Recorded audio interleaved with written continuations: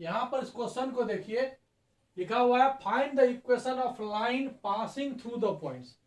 अब यहां देखिए पासिंग थ्रू द पॉइंट्स हो गया कि ये कोई एक लाइन है, किसी पार्टिकुलर पॉइंट से पास कर रहा है। पॉइंट ए मान लेते हैं, तो 1 2 -4। थोड़ा ध्यान दीजिएगा, अच्छा क्वेश्चन है, ठीक है। And perpendicular the each of line, दो लाइन है, फर्स्ट लाइन पर ही परपेंडिकुलर है और सेकेंड लाइन पर परपेंडिकुलर, ये दोनों आपस से पैरेलल नहीं है। देखिए ऐसे आप समझ सकते हो कि एक फर्स्ट लाइन है, ये सेकेंड लाइन है, यहां पर फर्स्ट लाइन और ये सेकेंड लाइन है, और यहां पर थर्ड लाइन कोई है जो इस पर ही परपेंडिकुलर है और इस पर ही परपेंडिकुलर, इस टाइप से देख लीजिए, है ना, इस टाइप से परपेंडिकुलर है। इस दोनों का कोई रिलेशन नहीं है, लेकिन ये दोनों पर परपेंडिकुलर है।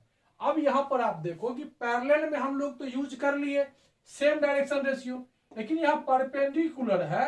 ये परपेंडिकुलर में मतलब होता है इसका डायरेक्शन रेशियो यदि m है और इसका n है, तो ये परपेंडिकुलर का केस होता है m dot n is equal to 0। ये रूल होता है, इस रूल के तहत हम लोग सॉल्व करेंगे। सबसे पहले यहां सॉल्यूशन लिख के मान लो कि लेट इसका डायरेक्शन रेशियो n नहीं मान करके a, b, c मान लीजिए। Let direction ratio of required line is a, b, c। 3 हो गया, ठीक है। अब यहां पर लिखिए गिवन इक्वेशन। गिवन इक्वेशन आपका है यहां पर x माइनस x1 राइट है by 8, y minus y1 by -6 यहां भी सही है, और z माइनस 10 बाय 7। अब इसका डायरेक्शन रेशियो यहां पर क्या है देख सकते हो, 8 है, -16 है और 7 है।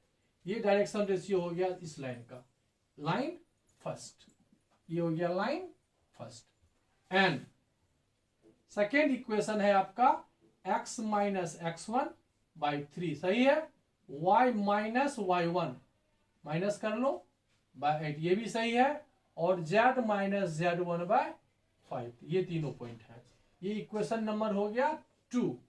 तो इट्स डायरेक्शन रेशियो इज 3, 8, -5। अब आप देखिए यहां पर 3 लाइन है, 3 स्ट्रेट लाइन है।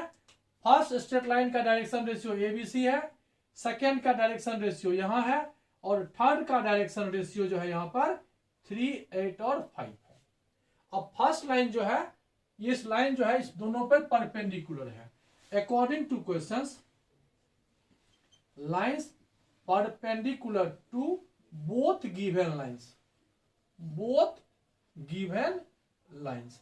यहां पर एक प्रॉपर्टीज होगा A1 A2 B1 B2 C1 C2 वाला, और ये 0 आएगा, यहां पर हो जाएगा ये। अब यहां पर फर्स्ट लाइन का इक्वेशन है ये, यहां देखिए A और यहां देखिए कहां गया 8, यहां हो जाएगा 8A प्लस माइनस हो जाएगा, यहां -16 है, यहां B है तो -16B, और यहां हो जाएगा +7C इज इक्वल टू 0। यहां ABC हो गया, 3 स्टेप्स। आप एक काम कर सकते हो, A को B में कन्वर्ट कर लो तो बेस्ट रहेगा, तो यहां से इजी हो जाएगा। 8, 2 मेथड है, एक है solve by cross multiplication method, वो भी इजी है, और ये भी इजी है। क्या करें, सॉल्व करते क्रॉस मल्टीप्लिकेशन मेथड से, क्रॉस मल्टीप्लिकेशन से ही सॉल्व कर लो, ठीक है। पहला से ये हो गया, ये भी बता देंगे हम आपको ट्रिक, ठीक है। 3, जब यह इस पर परपेंडिकुलर हो जाएगा 3A plus 8B minus 5C is equal to 0, ये हो गया 4। अब क्वेश्चन नंबर हुआ 3 और ये 4, दोनों को सॉल्व करना है। Solve by cross multiplication method. इसका रूल है ABC है ना, तो यहां A लिख लो, यहां -B लिखो, यहां C लिखो, A में A को ढक लो, क्या हो जाएगा -16 8 7 -5,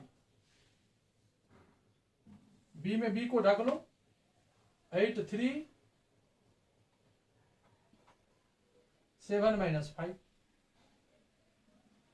C में C को ढक लो 8 3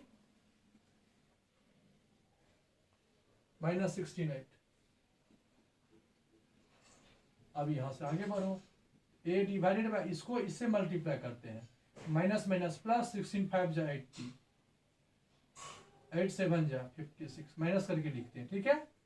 b 8 5 जा माइनस प्रोसेस से आएगा, 7 3 जा 8 8 जा माइनस माइनस प्लस 48। अब यहां पर इजिकल टू के मान सकते हो, कांस्टेंट है, ए बाय कितना हो जाएगा, 0 में 6 जाएगा तो 4, 5 जाएगा तो -24, minus b by minus 61, c bye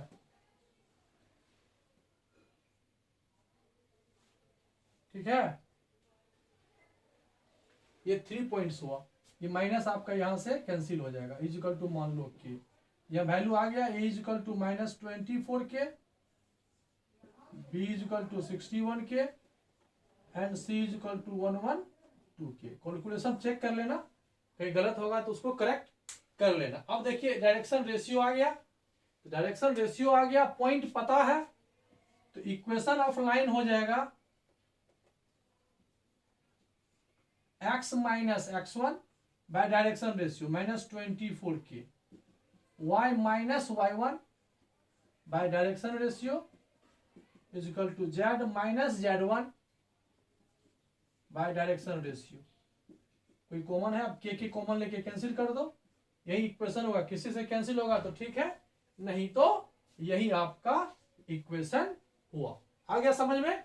यह देखिए परपेंडिकुलर का केस लगाए हम, यह लाइन जो था बोथ परपेंडिकुलर था, दैट मींस डायरेक्शन रेशियो का मल्टीपल का जो सम होगा वो 0 होगा। तो फर्स्ट से आपका क्लियर था, 8 16 7 और 3 8 माइनस 5, एबीसी से मल्टीप्लाई हो गया, और दोनों को हमने क्या किया, सॉल्व किया, सॉल्व बाय क्रॉस मल्टीप्लिकेशन किया, ए में ए को ढक लेते हैं, बी में बी को ढकते हैं, सी में सी को ढक लेते हैं, ए ढक लिए, इस तरह से मल्टीप्लिकेशन करते हैं, बीच में साइन माइनस यूज करते हैं, और ये सॉल्व करके एबीसी फाइंड करते हैं। ये इजी मेथड है, इससे आप बनाओगे तो आपको इजी वे में क्वेश्चन सॉल्व हो जाएगा। चलिए नेक्स्ट क्वेश्चन देखते हैं।